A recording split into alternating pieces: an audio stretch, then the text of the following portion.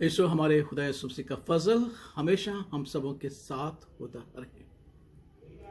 ईशो आमद के दिन चौथा इतवार और आखिरी चंद दिन, इसके बाद हम खुदा यीशु मसीह की उस अजीम और यादगार इबादत में शरीक होगी।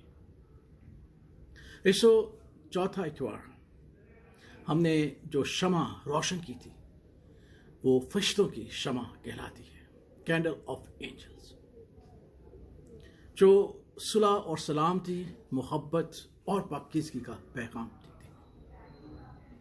फरिश्तों की शमा जो है, कैंडल ऑफ एंजल्स जो है, वो हमें चंद दर्स अता करती है ताकि हम उन बातों को याद करते हुए, उन पर अमल करते हुए मसीह की यादगार इबादत में शरीक हो।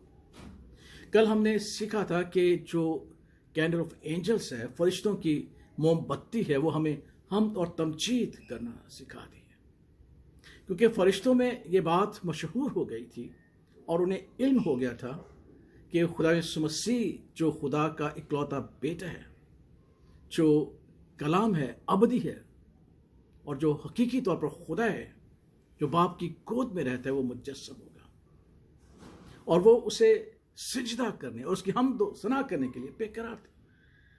और कल हमने इसी बात पर गौर किया था कि जैसे ही उन्हें यह पैगाम मिला कि तुम एक बच्चे को कपड़े में लिपटा हुआ चरनी में पाओगे, तो लिखा कि यकायक हमद व सना के चश्मे उनके होंठों से फूट निकले और उन्होंने खुदा उनकी तमजीद की। और यही दर्स उसने फरिश्तों ने हमें दिया कि हम भी उसकी तमजीद और सिताइश करें।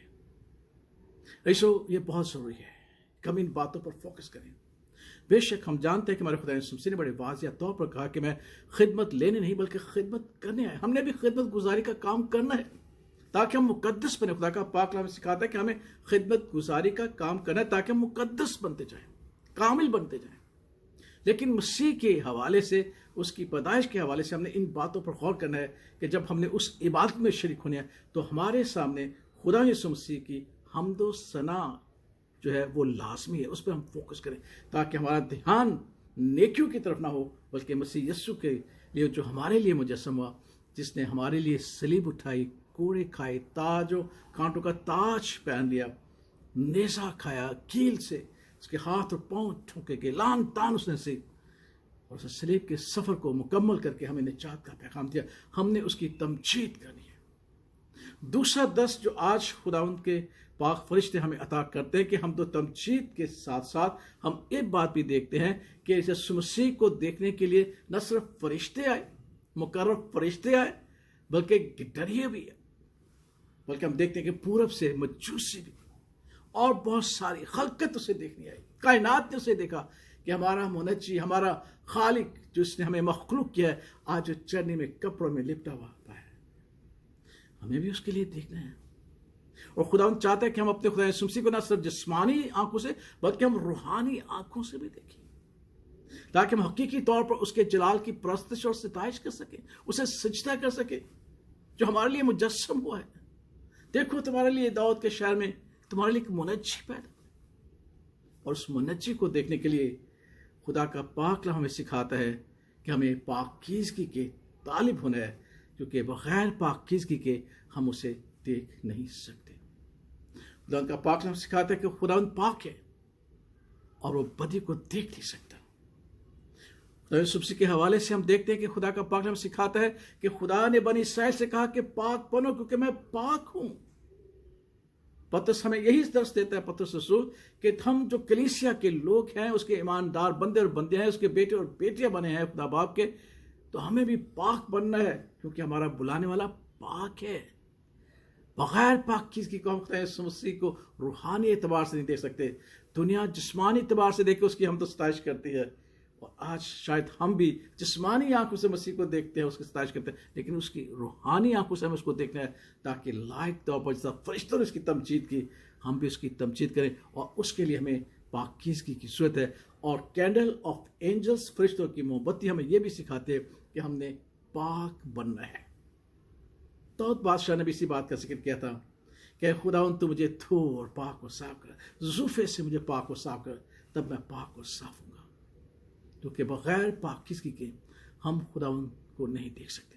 और इस पाकीज़गी को बरकरार रखने के लिए हमें दुनिया के दस्तूरों से बचना है।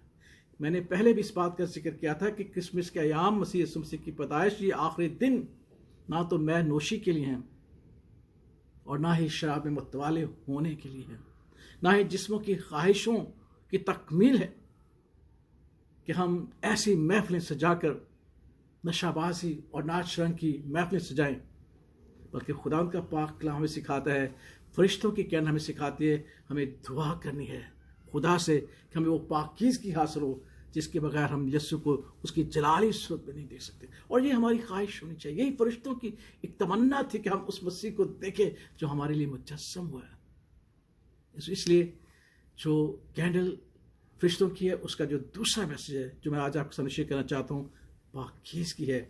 और इब्तदाई कलीसिया ने इस कैंडल को पाकीज़गी के हवाले से भी अपने सामने रखा और इसे प्यूरिफिकेशन वीक कहा, अपने आप को प्यूरिफाई करें।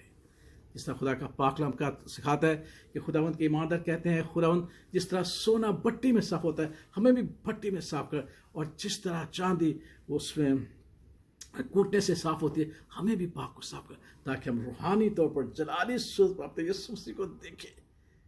Praise the Lord. जब उन शागिर्दों ने देखा कि उसने रोटी तोड़ी और जलाली सूरत में, वो खुशी से भर गए, हम भी खुशी से भर जाए।